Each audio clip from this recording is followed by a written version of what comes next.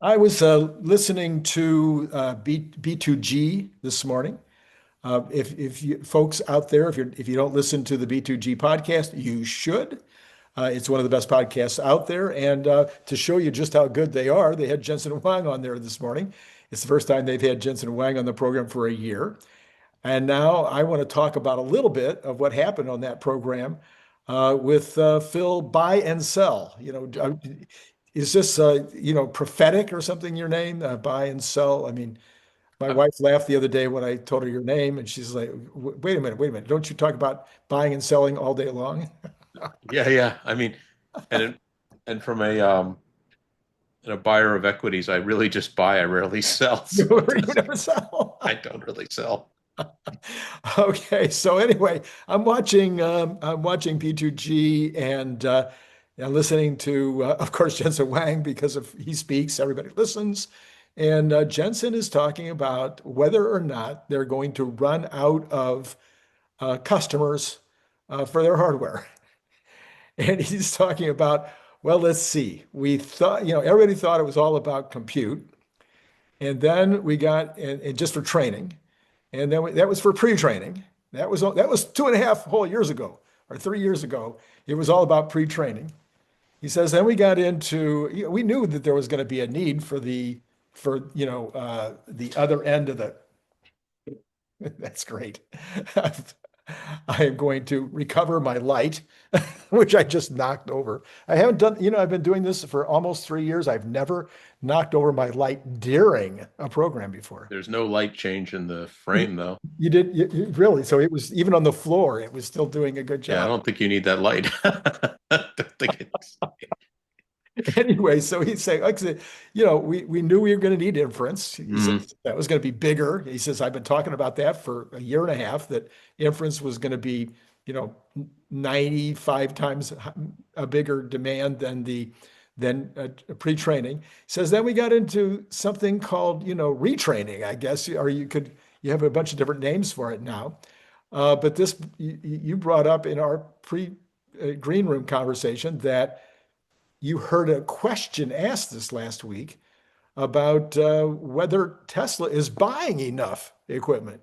mm. So, and not X, but Tesla itself, whether Tesla with Cortex down there should be buying even more than they're currently buying. And this will tie into what we eventually want to talk about, which is FSD 14.01 and 2, Yeah. and the need for compute and re retraining, um, etc. Okay, so I'm going to turn you loose for a while now because I know you hate it when I turn you loose and let you just say whatever you want. Well, hello everyone. Yeah, so yeah, I was fed a question by by an important community member, um, investment community member.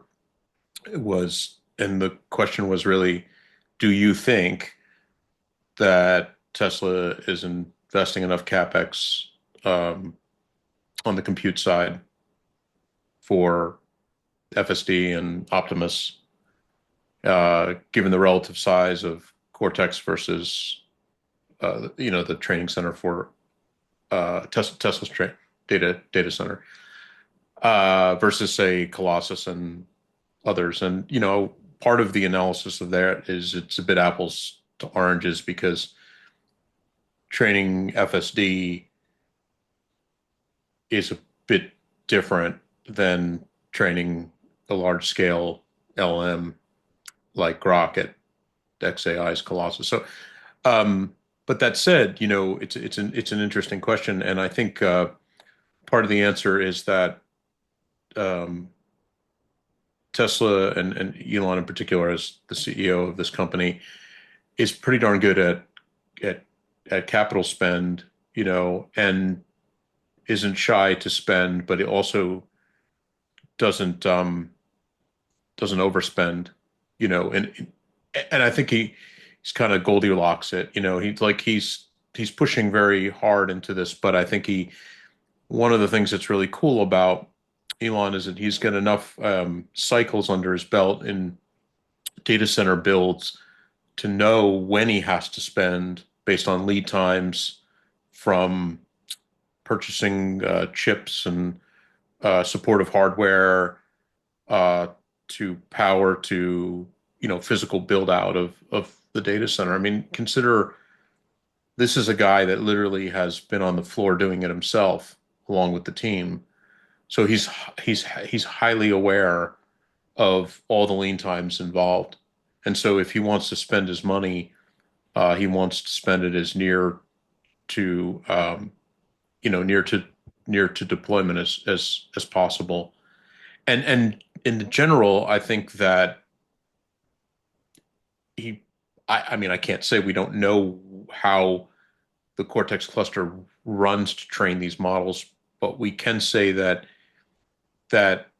it's clearly following the path that more compute is necessary. And there's a couple major trends here. One is they're building bigger models. So version 14 being about 10x the size of version 13. And while it's not a linear relationship, there is a very strong relationship between parameter size to compute required. Also, I think just foundationally in the model, when I say foundationally, I wanted to separate this out. We can talk more about it later, but the whole portion of imitation learning, which is the stuff that we normally focus on, I think that foundationally in the model, there's a lot more training data coming in now than ever before. I mean, in other words, I think that they're supersizing the training set. And I think there's two reasons. Well, I think there's some catalyzing elements here. One is Robotaxi deployment itself. It's starting to really, it's nothing's better than a deployment. When you get deployment, you start to see what kind of edge cases you have, and you start to want to select more data to treat those edge cases. That's one thing I think is happening. And then I think the other side of this is that I think that and as we'll get into it, I think a bit, but they are really, really, I think, pushing on reinforcement learning to help train the model. So the model really, to kind of summarize this, you've got imitation learning, which is basically using driving samples principally from human drivers, although there's a bunch of data that is simulated as well, and using that to essentially imitate those drivers' behaviors, properly selected and labeled data sets to get the first base layer of this neural network that they train. And then they apply, I guess we can call it a fine-tuning phase, but it's a lot. I mean, so fine-tuning sounds like it's a small amount of effort, but it's actually probably the larger of the two. Reinforcement learning, where they're actually taking a different approach. And interestingly enough, the thing about reinforcement learning is that from a compute point of view, it requires much more compute. Now, of course, it always depends on how much you're doing, so it's hard to estimate, but it's easily maybe an order of magnitude more compute, because here what you're doing is you're letting a system run a series of independent trajectories that you don't even have in that original source data. So, imagine you collect a piece of data from a user that's driving their Tesla vehicle and it's going through an intersection. It's one piece of data. It's pretty rich. It's 8 cameras. It's, we can express that in terms of how much data might be in that data set, depending on the amount of time captured, how many frames per camera, the rate at which we capture them, the resolution at which we capture them, and then the total time. So we have one piece of data there that we could characterize as some number of bytes, we'll call it n. But imagine that we said in our mind, well, we would like to see that individual run that intersection in 100 different varied ways. Like varying the speed in 10-mile-an-hour increments, varying the lane selection from centered left lane, centered right lane, to some variance in between, crossing the lanes. you can imagine hundreds or thousands of potential Time, scenarios. time of day, weather. Yeah, yeah, all these things that you would. And so now with this reinforcement learning, uh, what we have is the system essentially simulating all these different scenarios and scoring them. And all I'm really trying to package in this part of the conversation is that increases the data size to process for training massively, massively. So is Cortex big enough? Well, this guy Elon knows, but I would say that as we start to lean in on this, it's pretty clear that, like most things out there in this space of compute, we're learning that more compute is necessary. Right. Right. Yeah. Yeah. So your bottom line would be trust Elon. Don't Yeah. ever I mean, don't ever bet against this guy. That he's on the one hand building the largest computer at this point, right. period, in Memphis. So if he thought he needed more in Texas, he would probably be building the building or adding a floor or whatever is necessary. Yeah, it's clear to me that he knows what the parameters and the lead times, and he's got this in his head in a way that absolutely few people have, if anyone. Like, really, I mean, he really, I think, understands. I mean, part of the way you can always filter that is the person that does it the quickest. Uh, you, it's clear that they've internalized an extreme amount of knowledge, and then as they get through that cycle and have done it once, now they've built this entire experience of what to do and conversely what not to do. So I think, yeah, trust Elon, because I think, he's going to know um, what kind of pressure that he has on compute for Cortex moving forward. And I think that at this point they've come through version 14. Like I have lots to say about 14, 14.1, 14.2, but I think that for the most part, they have a trained model that is a candidate build for uh, for all of us to use, as well as Robotaxi.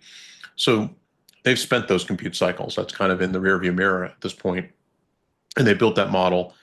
And then I think as they're going forward with 14.1, 14.2, I think one of the principal, he said something to the effect that we will do a 14.0, we'll do a 14.1, follow it, fast follow, I think, but 14.1, probably because it's already being trained right now. I think 14.0 is pretty much baked. 14.1 is probably in process.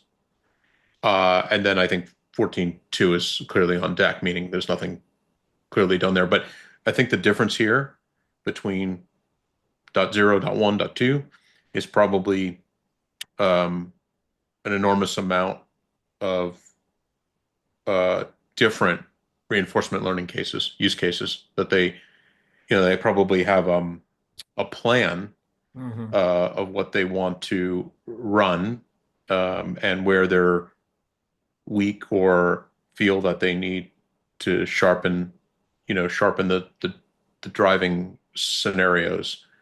And I think the plan for 14.2 looks like this. It's a whole set of, well, uh, we did these intersections, these types of intersections this way with this many reinforcement learning use cases, and we want to 10x those use cases on the training side. Uh, and also we want to do these other things that either we haven't done on the reinforcement side, maybe we've just done them on the imitation learning side, and we haven't done them in the reinforcement learning side, or I mean, there's a theory that you could say, well, they haven't done them at all. Like there's use cases that may be presenting from, because I think there's a flow here, and this is maybe the first time we should talk about this, because this is the first time I think there's an input flow that comes from the field, which is largely Robotaxi. So Robotaxi is putting a lot of pressure on the model development, and it's good pressure because it's real world. It's like they're running Robotaxi's running riders in Austin, Bay Area. They're safety observers in the Bay Area. They're drivers because of regulatory reasons, are notating issues with the drive that have probably a pretty detailed, that they're trained to, emit, like, okay, we had this problem on this drive. It took the exit too aggressively, or it isn't lane keeping, or some other thing that the passenger more than likely never notices Right. at all. Like, like it completely seems like a normal ride or something. But the observer is noting this. And now that's a whole data set or potential set of things that the engineering team is going to want to run to ground to determine how to improve the model further, how to fine tune it with this reinforcement stuff to get it to solve those problems. So, I mean, what I'm saying, we can imagine that those engineers, they're getting this data in, they're processing the data, and then they're going, boy, we need to know this now. yeah, it's probably, Ask them to pay attention to this now. yeah, I think that's one of the reasons that one of the reasons scale has been contained on the ground with only a certain number of vehicles is I don't think it's a personnel problem. I think it's mainly a data flow problem, that there's too much data coming in from, um, you know, I, I, I'd say that from an engineering perspective, there's a plan that's made before Robotaxi was deployed, and it probably assumed a certain amount of scenarios per, per session, per ride. And then the reality of it is 10x that or 5x that or something else. I mean, in other words, whatever the plan is, it's probably been ripped up and it's been replanned, because what's happening is that you have these robotaxis running, you have the observers are becoming more observant of the nuance of the rides. And so when the ride ends, they're building the report and they're reporting in. And then, of course, those vehicles have recorded that data. So the data goes to the engineering team. They look at the report. If the report is, let's say that there might be like three types of reports that would come in. One would be, we want more of this. If you find more of this, give us more of this. We want to see more of this problem with, lane centering or whatever. Another camp is, we've seen so much of this. Stop giving us this. Don't give us this at all. And maybe the third camp is emergent problems, things that aren't even on the engineering team's radar that are being first found in the field. So imagine what you've got there, except for the part where we say we've got too much of this data, don't report that again. Remember, this is a feedback loop, right? Because what's happening is, let's assume that Robotaxi is a version 13 build. It's not the first build out there. They're probably building once a week and releasing candidates into the field. So now you've got a situation where the observers are being told, look for this problem. We think we've resolved it. Right.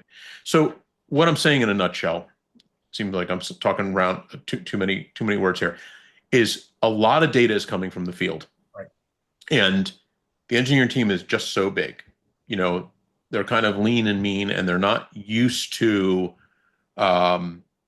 necessarily triaging enormous amount of data. I think that's why all this, from my public perception point of view, is taking more time than people, like, oh, you threw it out there. Why isn't it? Why don't you remove the safety observers? Why don't you? Because I think what's happening is all of these issues are very carefully, methodically being run to ground. Mm-hmm. So it puts more pressure on,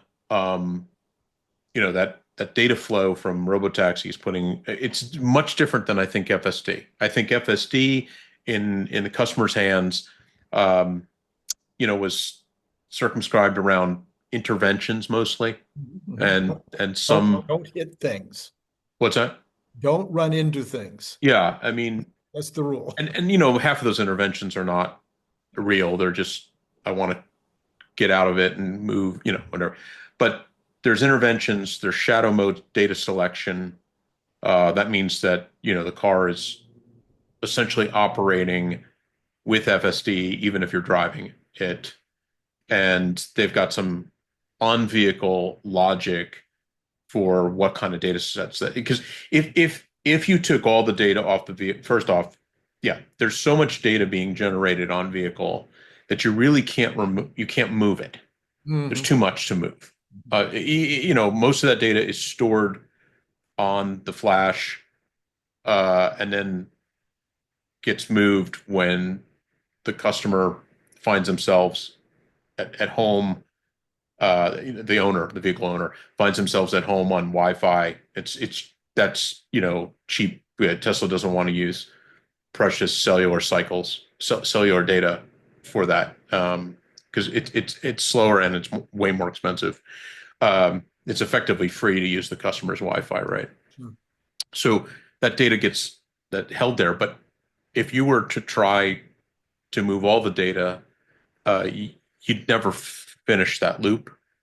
Um, and then now you'd overwhelm the data processing pipeline at the data center. Remember, the data center isn't just a bunch of GPUs ready to run. Mhm. There's a, a large data processing pipeline. That's the proper term here, is that the data comes in and there are processes that determine the validity of the data, the selectability of that data, whether it's good sample, the labeling of that data, um, and maybe 10 things I'm missing. And then the storage of that data, as it's classified, it's stored and ready for a training run. And that has nothing to do, we haven't even touched a GPU yet. All that stuff is, you know, largely outside the framework of training. It's more about getting the data, uh, selecting the right data, and part of that selection happens on the car, and the part of that selection happens in their data processing pipeline at Cortex, and then that data gets stored in a large storage fabric, uh, and then it's kind of ready to go for for training. Um, so the net of this is that data processing is growing substantially, uh, and if it weren't for the limit of human scale of the engineering team at Tesla, it would probably just meter over very quickly, because what they're doing is they're looking very carefully at the problems and determining whether they need to um, fix them or not, frankly. Right, right. Yeah. Or improve the number of features, benefits to the rider, to the end user. Okay, so Elon says that 14.2 will feel alive, it'll feel sentient. Mm. And one of the things that, that's easy to say, it's easy to just throw it out there. Everybody, people that are kind of geeky on it, like you and I, this whole business of sentience with regard to AI or AGI or the singularity or whatever. It's a big topic. We haven't even defined sentient, but yet we will know it when we see it. Or Yeah. actually, Yeah. That's it. actually, Peter Diamandis says we won't know it when it happens. We'll figure a year after we'll go back and oh, that's when it happened. Yeah. Yeah. So anyway, but what What is that? to Peter's point, Yeah. what will it be? I'm still in stupid 12.6.3, okay, because I'm hardware 3. Yeah. My car drives amazing. Sometimes it does things that blow my mind in terms of the way it merges or the way that it thinks about or seems to think about how to handle unique problems with shopping center parking and things that not actual parking. Mine doesn't actual park, but it'll go through the parking lot like it's looking for a place to park. And how it does that and how it makes decisions, it just seems extremely already. It seems like, man, how does it seems like a human. But what do you think we'll Mm, be looking for as regular old human beings? yeah. Who Well, go, I mean, I oh think my gosh. it's a soft definition, right? It's not a bright line. I think what Elon is meaning by this sentient feel of FSD is that it feels just very fluid is a good way. It's like being driven by a very good human driver and feeling that it's making efficiency decisions.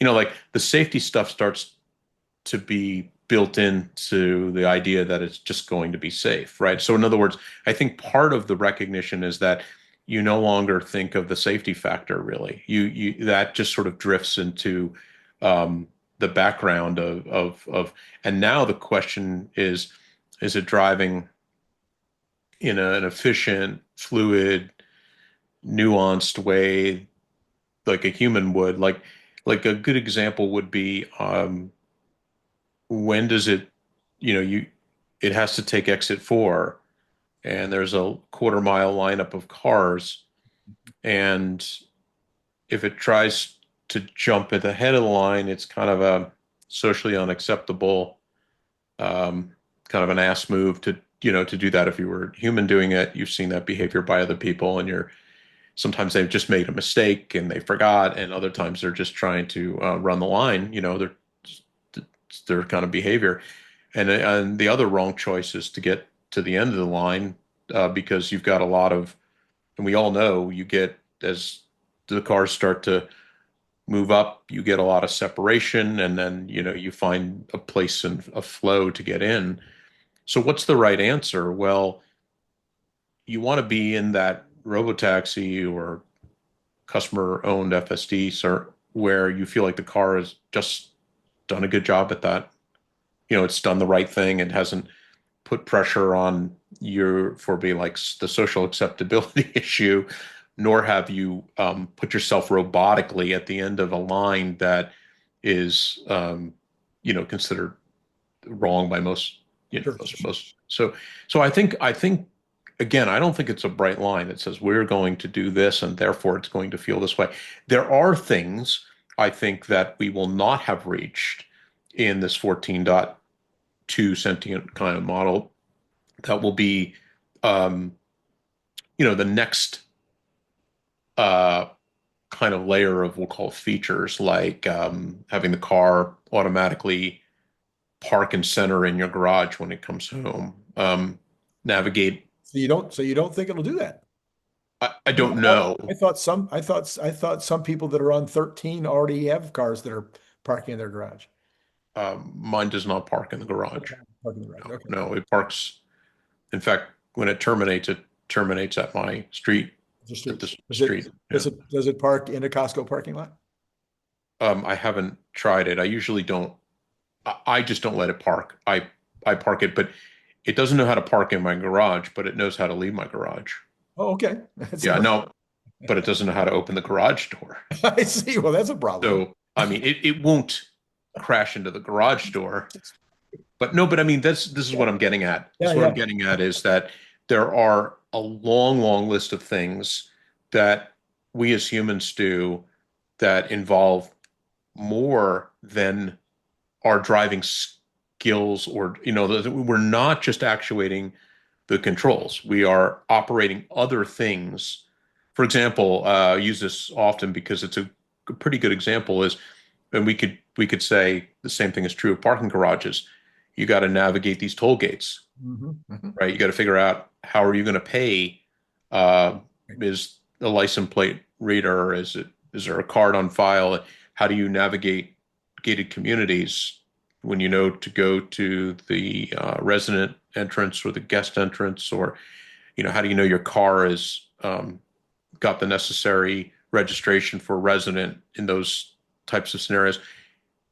All I'm saying is there's a lot more post 14.2 that will come to bear in a complete solution that will make it feel like it navigates or it addresses all the human things that human drivers do with their vehicles.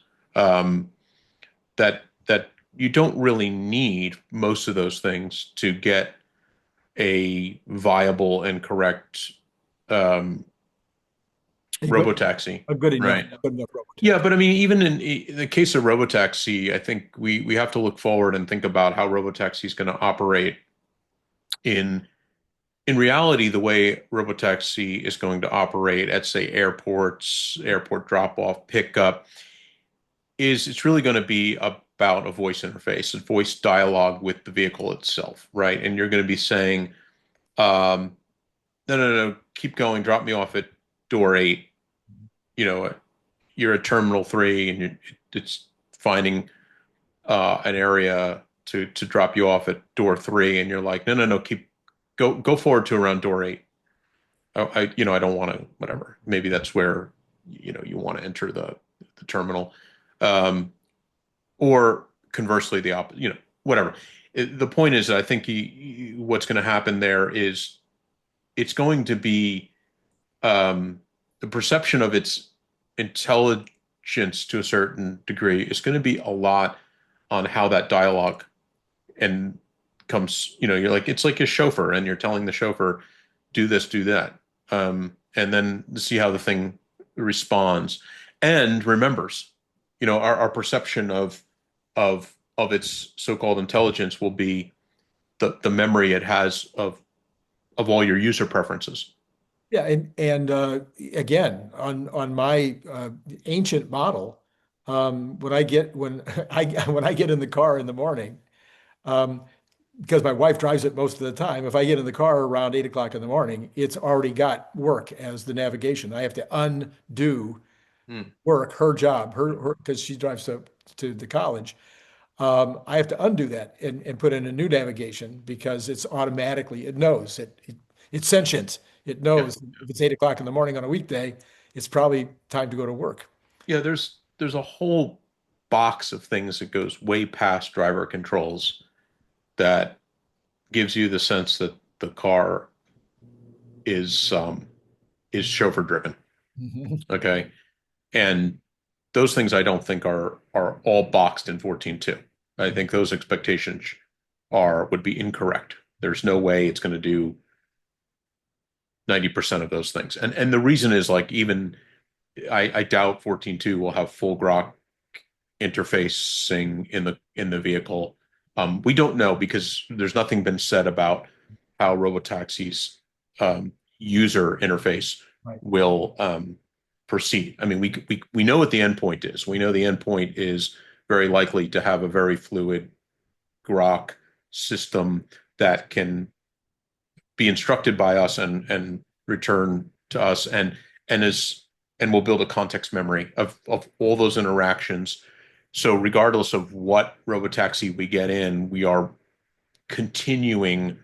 It's like we are, even though we fly to Nashville and we get in a robotaxi, it's like we came with the same chauffeur, Yes, yes, yes. right?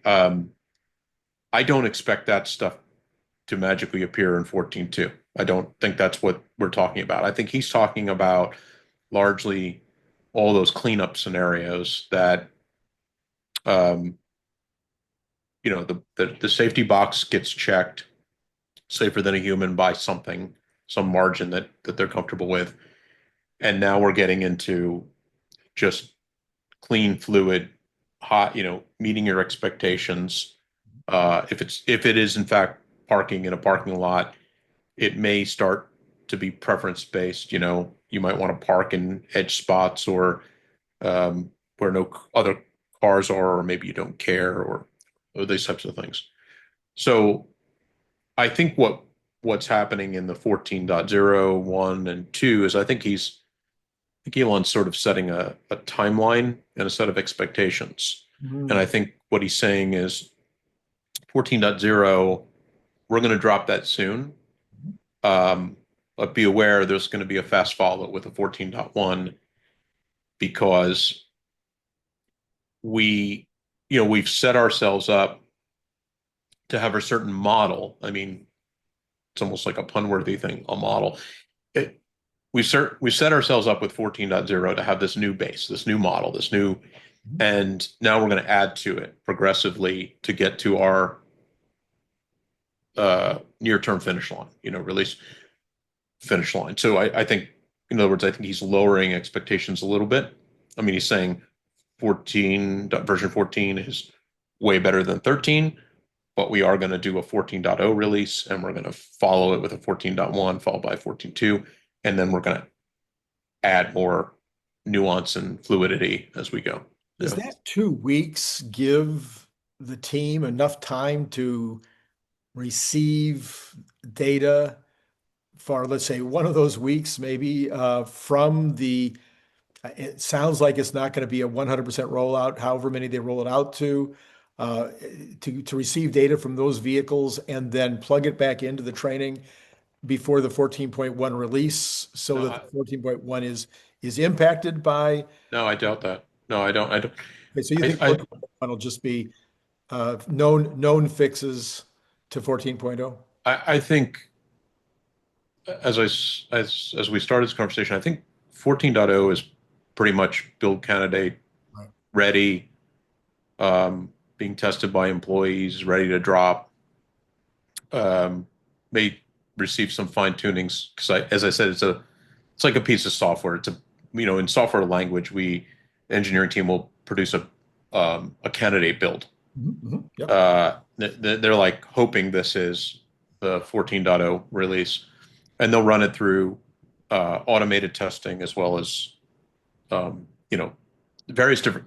They'll run it through their testing process. We'll leave it at that, and and they'll realize that either the things that the sheet of errata, the problems, the issues, don't constitute necessity to fix, and they just keep pushing forward. I mean, it's a decision process, a human in the loop decision process where they go, okay, we know about these problems, but we're not going to fix them. Um, or we know about these problems and we must fix them. It's kind of a list of knowns that don't get fixed, knowns that need to get fixed, and then, of course, unknowns and general regressions, things that we've fallen back on from maybe 13. Um, and I suspect that not only is there is a build candidate for 14, but I think that 14.1 is, probably nearing the finish line of training.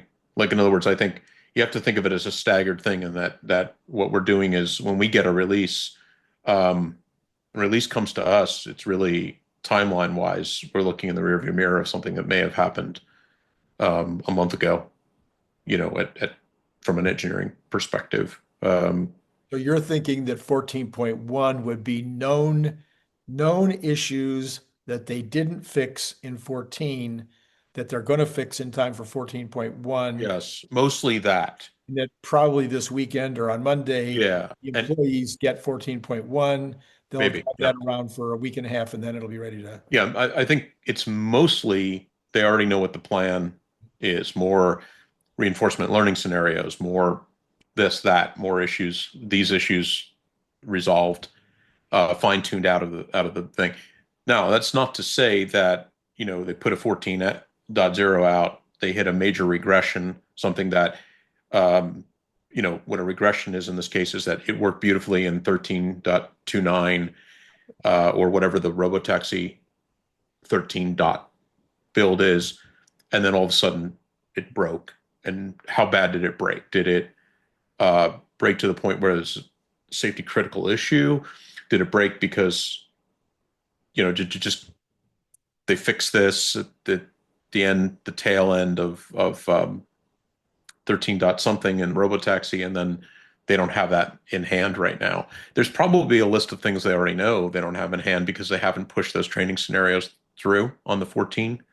But there's also regressions are just things that you really encounter. I mean, you don't like say, here's my planned set of them. So I think, this plan that Elon is kind of placing in the public domain of 14, 14.1, 14.2, I, from a software engineering perspective, I'd say it's fluid. Mhm. because we don't know, they don't know what kind of problems might emerge. And what we might see is that, okay, 14.0 drops.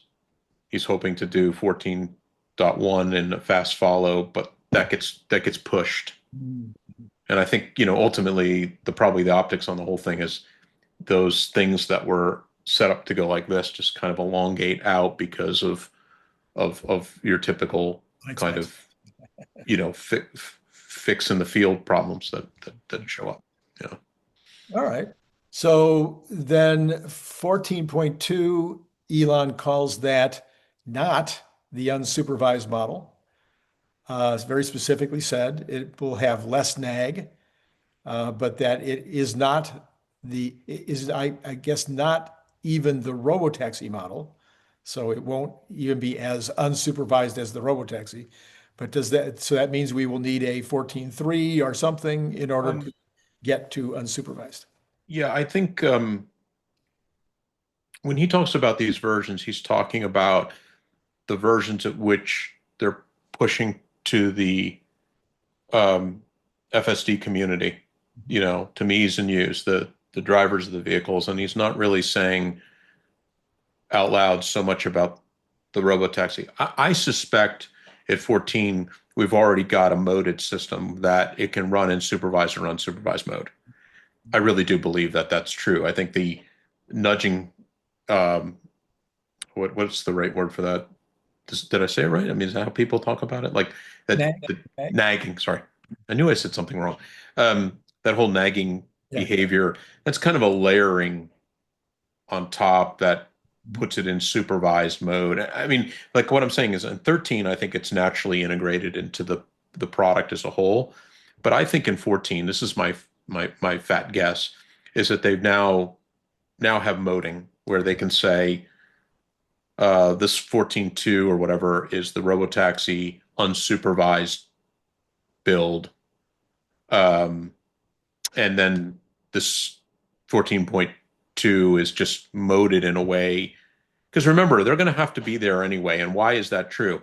Because when they declare it unsupervised, it's only going to be in areas where customers can drive that car regulatorily speaking, and the car can drive itself. So like, let's say that California says we're good to go. Anybody that owns a Tesla vehicle that has this unsupervised can sit in the back seat. Mhm. Mhm. Um, but Arizona isn't there or Nevada isn't there. There's a lot to this. Is that car, if you're going from Lake Tahoe to Reno and you're crossing over this regulatory threshold, you may be forced back into supervised mode, Mhm. right? It has nothing to do with the car's ability. It has to do with the regulations that inform it based on its location. Mhm. So they already have to have a superset version for unsupervised. It's not going to be, oh, you're unsupervised, have fun, because now you've got a car that couldn't go to places where supervised is still required. So I think in a nutshell, what I'm saying is I think version 14 is modable, meaning what I mean is software modable. You can tell it Right. operate unsupervised in robotaxi mode, operate unsupervised in customer mode, operate in supervised, um, and then even operate through a transitional phase of unsupervised in this regulatory zone to supervised in another regulatory zone. Yeah. Yeah. All those things have to happen, right? There's really no avoiding them. Yes. Yeah. And hopefully it won't take long for this to be a universal thing, at least in the United States. And it may take until the year 2035 for Europe to get there, but it would be nice if at least the US. Maybe by year 2035, they'll get rid of the cookie law on websites in Europe. Hey, listen, Mr. Beisel, Mr. Phil Beisel, thank you so much, as always, for coming on. I know people really, there's a subset of my audience Yes. loves to get into Yeah, this. let's be clear, it's a This subset. But is if you're in subset. that subset, I love you because you think like I think. And Phil, a couple of weeks ago, I made a joke about, because you are a real engineer, Yeah. pipe smoking, and you didn't seem to fall for that. My Um, dad was a real engineer also, and that was the whole thing, was that uh, engineers would work on making the perfect bowl and then packing the tobacco exactly perfectly, and you then better be very careful on what substances you're talking about here. no, I'm talking about this is 100 years ago, okay. Yeah. But there was a Isn't that more professor, no, it was actually, I think it was engineer? more engineer, yeah. Yeah, Yeah. I mean, it's funny. I don't think I even thought of calling myself I never thought, like, when I went to start doing engineering work, I just thought of myself as a software guy, and I didn't Software even, guy, not an yeah, like, yeah, I mean, but then somebody said, "Oh, you're this manager, you're in engineering management." Oh, yeah, okay, good. That's what we're doing. It's a discipline, but I think the rigor of that definition is a little soft, and including the pipe smoking and yeah, you're right. I didn't catch that engineer. because I think it's because I didn't hear part of it, but the Yeah. other part of it was I was like, oh, I'm not a. I always thought of that side being the academic research, Oh, no, non. again, you have to picture. Now, there probably was a division of Apple and a division. I'm sure there was a division of Rivian where you could have gone over and seen the mechanical engineers and the electrical engineers, and maybe they would have been more inclined to Yeah, this kind of thing because again, it's such a the whole point of the story is the details at which this pipe needs to be very yeah, precise. systematically dealt with in order to get the perfect bowl, the perfect stack, all the Yeah, rest. And then you don't see traditional pipe smoking. You don't see much. pipe smoking. And You don't even see real tobacco, like cigarette style it's, smoking anymore, do you? It's kind of crazy. it is a new world. Yeah, Okay. All yeah. right. Well, Phil, None of that's ever intersected with my life. So I knew we had to straighten that out. So I left it for the end, but I knew we we ran that to ground. ran that to ground. So also, I'm going to put up a card here for the B2G. In case you've never watched the B2G, this would be the week to do it because of having Jensen on there. So maybe you want to go back and check that out. And this is I have no idea what this is showing. So there's no use talking about what's going to come next because I'm going to be trying to figure it out all weekend. So, Phil, as always, thank Okay. you for your contribution and for being one of the authors of the upcoming book. Oh yeah. Yeah. Yeah, have you memorized the title yet? No. AI Rising: How to Thrive in the Age of Abundance. So we got to keep working on that because it has to come right off your tongue. Yeah, that completely rolls off my tongue. All right. So Sorry. for, thank you, Phil, and Yeah. to all of you out there, it's been great talking to you.